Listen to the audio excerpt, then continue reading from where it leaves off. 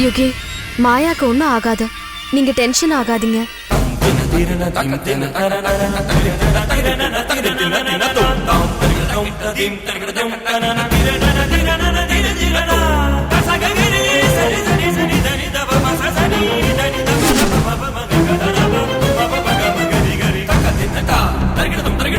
நீ இன்னும் கஷ்டப்படணும்டா. இவன் உனக்கு இன்னும் துயரமா மாறணும். நீ கிடந்து அல்லாடணும். அதை நான் பார்க்கணும், பார்த்து ரசிக்கணும்.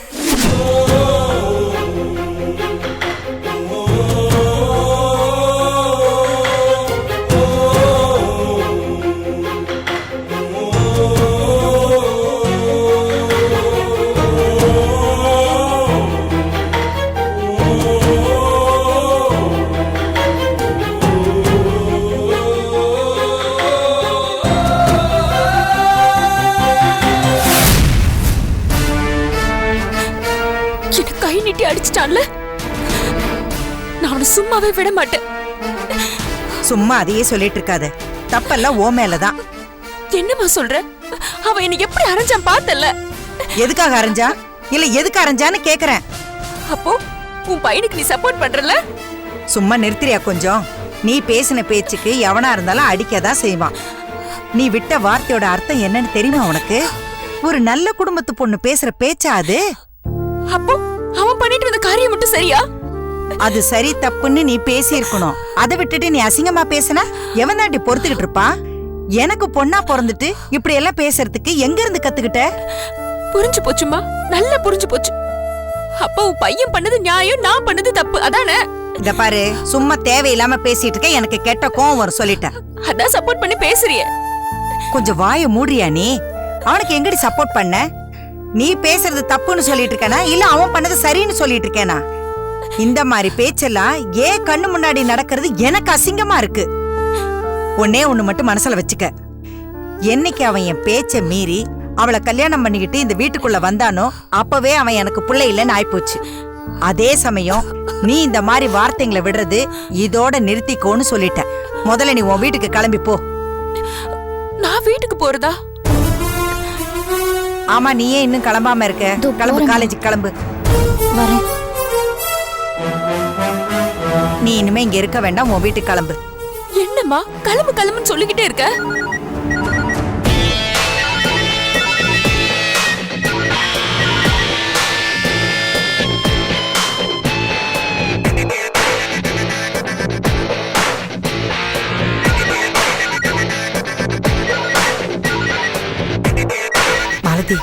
வைஷு தான் கூப்பிடுறா. உன் மருமகளோட நிலைமையை சொல்லதான் கூப்பிட்டுருப்பா, எடுத்து பேசு. சொல்லுமா. அத்தை, இங்க நிலைமை சரியில்லை. என்னம்மா சொல்ற? ஒரு நிமிஷமா.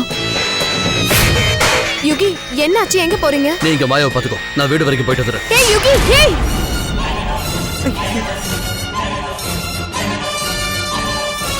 யுகி, யுகி, இப்ப எதுக்கு வீட்டுக்கு? இல்ல வைஷு, இதை இப்படியே விட்ட தப்பாயிடும். ஏன் முன்னாடியே அவ மாயாவை அடிக்கிறானா அவளை சும்மா விட்டுற முடியுமா? இப்ப பாரு, மாயாவுக்கு என்னாச்சு ஏதாச்சுன்னு கூட தெரியல. ஐயோ யுகி, உங்க கோவத்துக்கு இப்ப இதுதான் நேரமா? நீங்க இங்கதான் இருக்கணும். இல்ல வைஷு, அவளை ரெண்டுல ஒண்ணு பார்க்காம நான் விட மாட்டேன். ஐயோ, மாயா கண்ணு முடிச்சா உங்களை தான் தேடுவா. நீங்க எங்க போக கூடாது. சார், இந்த மருந்தெல்லாம் வாங்கிட்டு வந்துருங்க. இத முதல்ல கவனிங்க. மாயாவுக்கு மட்டும் ஏதாவது ஒண்ணு ஆச்சு, அவளை நான் உயிரோட விட மாட்டேன் சொல்லிட்டேன். அத்தை, என்னம்மா ஆச்சா போச்சான்னு பேசுறானா? என்ன வீட்டுக்கு வந்து அவளை கொன்றுவானாமா? மாலதி பேசுனது தப்புதான், நான் இல்லேன்னு சொல்லல. அதுக்காக அவன் அப்படியெல்லாம் பேசுவானா? என்ன சட்டுன்னு பேசினது தப்புதானே இவங்களே சொல்றாங்க. நல்ல விஷயத்தை போட்டாகணுமே. வைஷு, அத்தை என்ன பேசுறீங்க? அவர் மாயா மேல எவ்வளவு உசுரா இருக்காருன்னு உங்களுக்கே தெரியும். இப்ப நீங்களே மாலதிகா பேசுறது தப்புன்றீங்க. இது அவர் கேட்டா இன்னும் ஆத்திரப்படுவாரு. அவன் ஆத்திரம் எங்களை ஒண்ணுமே பண்ணாதுமா. இல்ல அத்தை, நமக்கு அக்கா முக்கியம் இல்லையா? மாயாக்கு என்னாச்சுன்னு இன்னும் தெரியல. நீங்க அக்காவை வீட்டுக்கு போக சொல்லுங்க. வைஷு, ஆமா அத்தை, இதை வச்சு வீட்டுல பிரச்சனை ஆச்சுன்னா நீங்க தான் கஷ்டப்படுவீங்க. உங்க மனசுதான் வருத்தப்படும். நீங்க முதல்ல அக்காவை வீட்டுக்கு போக சொல்லுங்க. யுகி வரும்போது அவங்க அங்க இருக்க வேண்டாம். சரிம்மா. என்னவா என்ன சொல்றான் அவன் வந்து என்ன கொன்னுடுவானாமா? ஏய் சும்மா லூஸ் ஆட்ட பேசாத. வைசு நம்ம குடும்பத்து மேல இருக்கிற அக்கறையில தான் பேசுறா. நீ முதல்ல கிளம்பி போ. திரும்ப கிளம்புன்னு சொல்லாதம்மா. நான் என்ன அம்மா வீடாச்சு 10 நாள் உட்காந்து சாப்பிட்டு போலாம் நான் வந்தேன். அதான் என் புருஷன் சொல்லி இருக்காருல்ல, அவர் காலில் விழுந்து மன்னிப்பு கேட்கணும், 2 லட்சம் பணத்தோட தான் வீட்டுக்கு வரணும்னு சொல்லி இருக்காரு. ஐயோ அதெல்லாம் சொல்லி சமாளிச்சுக்கலாமா? நானும் உன் கூட வரேன், வா. மாப்பிள்ளை கிட்ட பேசுறேன். ஐயோ அம்மா, நீ சொன்ன உடனே கேட்டு வரா? பணம் இல்லாம வீட்டுக்குள்ளேயே சேர்க்க மாட்டாருமா. ஐயோ உன் உயிர் முக்கியம் முதல்ல. நீ கிளம்புன்னு சொல்றேன்ல.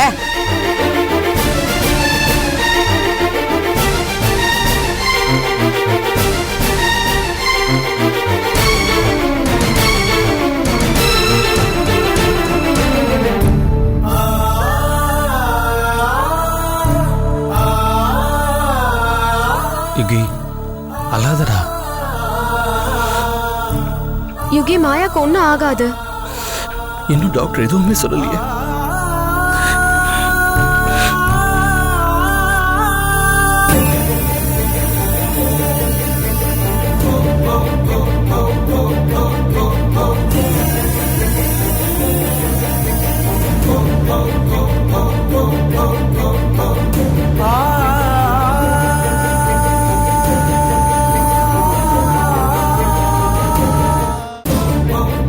என்னம்மா, என்ன ஆச்சு? பதட்டப்படாதீங்க பெரியம்மா. எப்படி பதட்டப்படாம இருக்க முடியும்?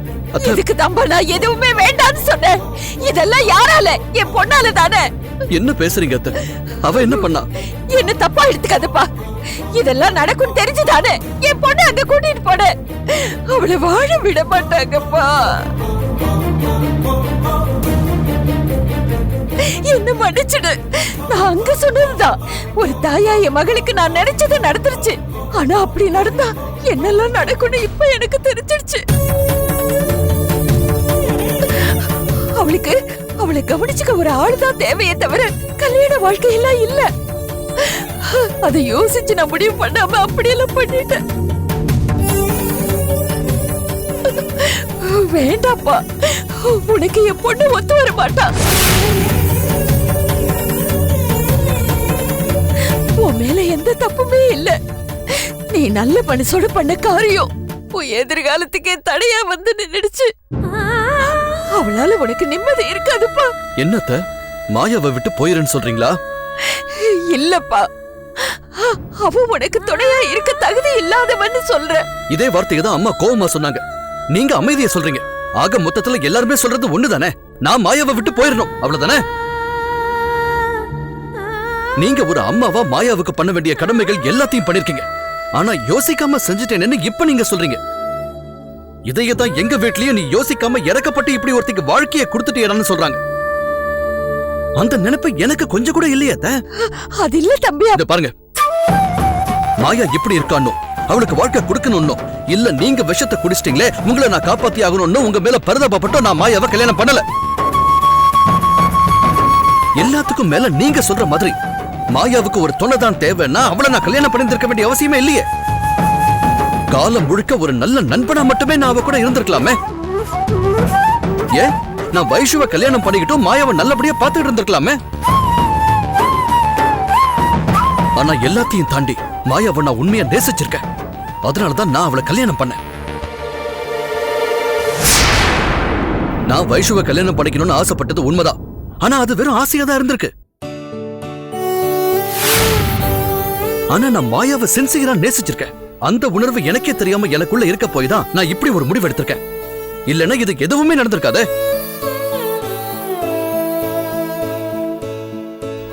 ராஸ்கல், நீ டெஸ்ட் பண்ண நான் தான் கிடைச்சனா? நான் மறுபடியும் சொல்றேன், என்ன நானே தியாகி ஆக்கிக்கணும்னு நினைச்சு நான் இந்த கல்யாணத்தை பண்ணிக்கல. எனக்கு என் மாயா வேணும். அவ இல்லாம நான் வாழ முடியாதுங்கிற மனநிலையில தான் நான் இந்த கல்யாணத்தை பண்ணிக்க முடிவெடுத்தேன். இந்த உறவை யாராலையும் பிரிக்க முடியாத. பெத்தவங்க நீங்களே மாயாவை வேண்டான்னு சொன்னப்ப நான் அதையெல்லாம் யோசிச்சிருந்திருக்கணுமே. அம்மாவே முடிவு பண்ணிட்டாங்க, நமக்கு என்ன வேண்டான்னு நான் ஒரு நொடி யோசிச்சிருக்கலாமே. அப்படி இல்ல, அவளை நான் விரும்புறேன். அவளுக்கு இருக்கிற எல்லா குறைகளோடையும் அவளை நான் நேசிக்கிறேன். இந்த உறவை என் உயிருள்ள வரைக்கும் நிலைச்சிருக்கும். அது எப்படி நிலைச்சு நிக்குதுன்னு பார்க்கதாண்டா நான் பக்கத்திலேயே இருக்கேன். ராஸ்கல், உன் காதல சோதிக்க நான் தான் கிடைச்சனா? எனக்கு கிடைக்காத நீ எவளுக்கும் கிடைக்க கூடாதுடா. பாக்குறேன்டா. டாக்டர் யாரும் பேச வேணாம், உள்ள வாங்க. டாக்டர் மாயா டாக்டர் வாங்க. அம்மா அம்மா அவங்க என்ன சொல்றாங்கன்னு கவனிங்க. என்னாச்சு டாக்டர்? அவங்க என்ன சொல்றான்னு முதல்ல கேளுங்க.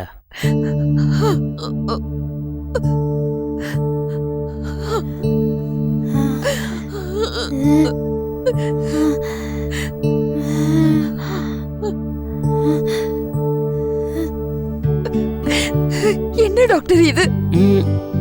வாட்ச் பண்ணுங்க.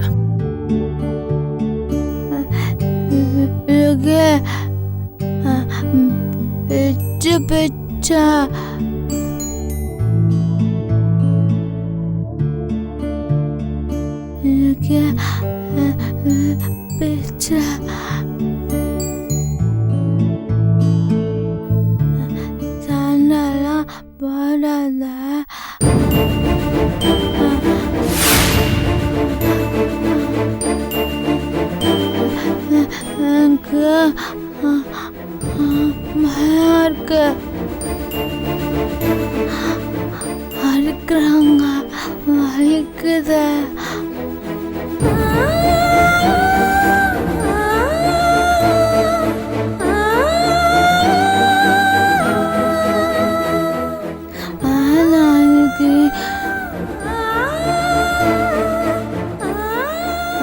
அதிக வேணாம், வேணாம். அம்மா பாப்பா அடிக்க வேணாம் சொல்ல. அம்மா ஐயோ, அழாதீங்க please, compose yourself. Yes, என்ன டாக்டர் என் பொண்ணு இந்த மாதிரி ஒரு இட்ஸ் ஓகே. நிலைமை இல்லையா? ஓகே, இப்போ எழுதி இதையும் சாதிக்க முடியாது மேடம், கொஞ்சம் பொறுமையா இருங்க. Ma'am please understand. உள்ள வாங்க, நீங்க வாங்க சொல்றேன். கம் போங்க. யுகி நீங்களும் வாங்க. Please go. மாமா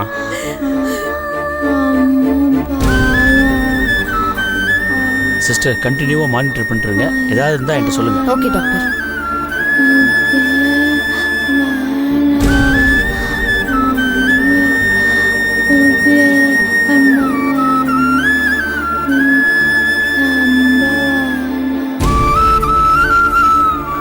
டாக்டர் என்னாச்சு டாக்டர்? நீங்க தான் சொல்லணும் இதுக்கு என்ன செய்யலாம், இனிமே இது நடக்காம இருக்கணும்னா என்னெல்லாம் செய்யலான்னு நீங்க தான் சொல்லணும். டாக்டர் எனக்கு ஒன்றும் புரியல. நீங்க கீசர் பிசினஸ் பண்றீங்கல்ல யுகி, சொல்லுங்க.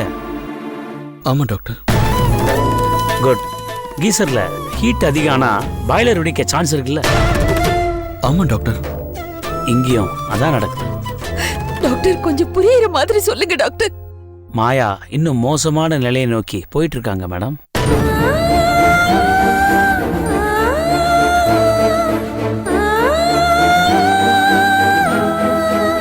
எஸ், அவங்க குழந்தை மனசோட இருக்காங்கன்னு பலமுறை நான் அவங்கள்ட்ட சொல்லிருக்கேன். ஒரு குழந்தை முன்னாடி எப்பவும் சண்டையும் சச்சரமா இருந்தா அவங்க மனநிலை பாதிக்காதா? டாக்டர் வீட்ல யாரும் புரிஞ்சுக்காம தான் அவங்க புரிஞ்சுப்பாங்கன்னு நீங்க கல்யாணம் பண்ணீங்க. டாக்டர் தம்பி மேல எந்த தப்புமே இல்ல. மேடம் நான் உங்க மாப்பிள்ளைய குத்தம் சொல்லல, அவர் நல்ல மனசு எனக்கு தெரியும். அது எல்லாத்துக்கும் மேல மாயாவை இனிமே அவர் தான் காலம் முழுக்க வச்சு காப்பாற்ற போறாரு. அந்த உரிமையில அவருக்கு நான் சில விஷயங்களை சொல்லித்தான் ஆகணும். சொல்லுங்க டாக்டர். யுகி, தனக்கு பிரியமானவங்களை கோபிச்சா ஒரு குழந்தை கூட தன்னோட எதிர்ப்பை தெரிவிக்கும், அழும், முரண்டு பண்ணும். மாயாவும் அப்படித்தான். ஏற்கனவே உங்க வீட்டுல சண்டை வந்து உங்க மாமாவே யாரையோ மண்டையை உடைச்சு. ஆமா டாக்டர். பவானி மேடம் தான் சொன்னாங்க இந்த மாதிரி விஷயங்கள் மாயா முன்னாடி நடக்கிறது நல்லதில்ல. அவங்க முன்னாடி சண்டை போட்டு அவங்க எதிர்கொள்ள திராணி இல்லாம தான் இவ்வளவு நடந்திருக்கு. இல்ல டாக்டர், என் அக்கா அடிச்சதும் மாயாவுக்கு ஃபிட்ஸ் வந்துருச்சு. நோ நோ நோ, அடிச்சது காரணமே தான் ஒழிய அதனாலதான் சொல்ல முடியாது. அவளை ட்ரீட் பண்றப்ப முழுக்க முழுக்க அவ சொன்னது சண்டை வேண்டாம், பிச்சு பிச்சு வேண்டாம், இப்படித்தான் சொன்னா. ஒரு நாள் இப்படி நடந்து அதனால அந்த பிரச்சனை எல்லாம் அது இல்ல. ஸோ இனிமே மாயா முன்னாடி சண்டைங்கிற விஷயத்த நினைச்சு பார்க்கவே கூடாது. அது அவளை இன்னும் மோசமா பாதிக்கும். சுயநினைவோட இருக்கிற நாமே ஒரு பிரச்சனை வந்தா எந்த வேலையும் செய்ய முடியறதில்ல. அப்படி இருக்கிறப்போ மாயா மாதிரி ஒரு பொண்ணு என்ன செய்வா? எனக்கு புரியுது டாக்டர். இங்க பாருங்க, இனி மாயா முன்னாடி இந்த மாதிரி நடக்க அனுமதிக்காதீங்க. அதையும் மீறி அப்படி நடக்க சந்தர்ப்பம் வந்ததுன்னா தயவு செஞ்சு அவளை அவாய்ட் பண்ணுங்க. முக்கியமா உங்களை முன்ன வச்சு மாயாவுக்கு எந்த பிரச்சனையும் வரக்கூடாது. ஐ மீன், உங்களை யாராவது திட்டியோ அடிக்கவோ வந்தா அவன் மனசால காயப்படுவா. அதை ஞாபகம் வச்சுங்க. இல்ல டாக்டர், இனிமே அதுக்கு வாய்ப்பே இருக்காது. நான் பாத்துக்கிறேன்.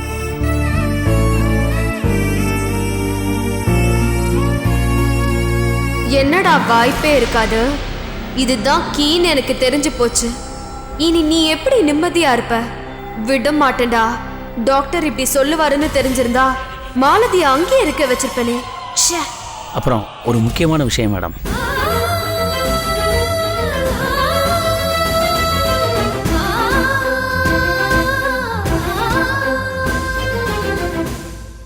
சொல்லுங்க டாக்டர்.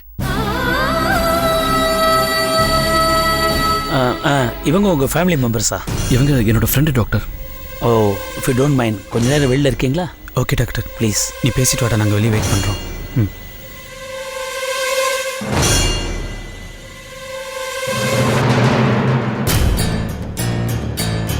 சொல்லுங்க டாக்டர். Please sit. பரவாயில்ல, சொல்லுங்க டாக்டர்.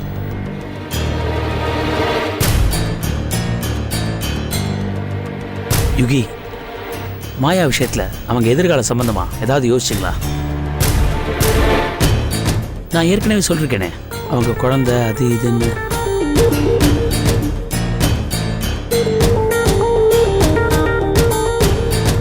யுகி, நான் இதை சடங்குங்கிற அர்த்தத்தில் பேச வரல. அதுவும் இல்லாம இந்த மாயாவை பத்தின விஷயம். மாயா கர்ப்பமானா அவளுக்கு எல்லா பிரச்சனையும் சரியாகும்னு நான் முழு முடிவா சொல்லல. அப்படி நடந்து ஒரு மிராக்கிளா அவங்க குணமாலான்னு சொல்றேன். பயாலஜிக்கலா மாயா குழந்தை பெற்றுக்கலாம். அதே சமயம் மென்டலி அவங்க நார்மல் ஆவாங்களா அப்படின்னா மெடிக்கலி நான் இல்லைன்னு தான் சொல்லணும். காலம் முழுக்க நீங்க மாயாவை குழந்தையாவே பார்த்தா அது உங்களுக்கும் பிரயோஜனம் இல்லை, அவளுக்கும் பிரயோஜனம் இல்லை. நீங்க உங்க மேரேஜ் லைஃபை உள்ளது உள்ளபடி தொடங்குங்க, குழந்தை பெற்றுக்குங்க. பை சான்ஸ் ஏதாவது நடக்குதான்னு பார்ப்போம். அப்படி எதுவும் நடக்காட்டி கூட உங்க அம்மா உங்க குழந்தை மூலமா மாயாவை புரிஞ்சுக்க வாய்ப்பு இருக்குல்ல. பெரும்பாலான பெற்றோர்கள் அவங்க பொண்ணோ பையனோ லவ் மேரேஜ் பண்ணா ஒத்துக்கிறதே இல்லை. ஆனா குழந்தைன்னு ஒன்று வந்தா தாத்தா பாட்டின்னு வர்றது இல்லையா, ஒன்று சேர்றது இல்லையா? அதுக்காக தான் சொல்றேன்.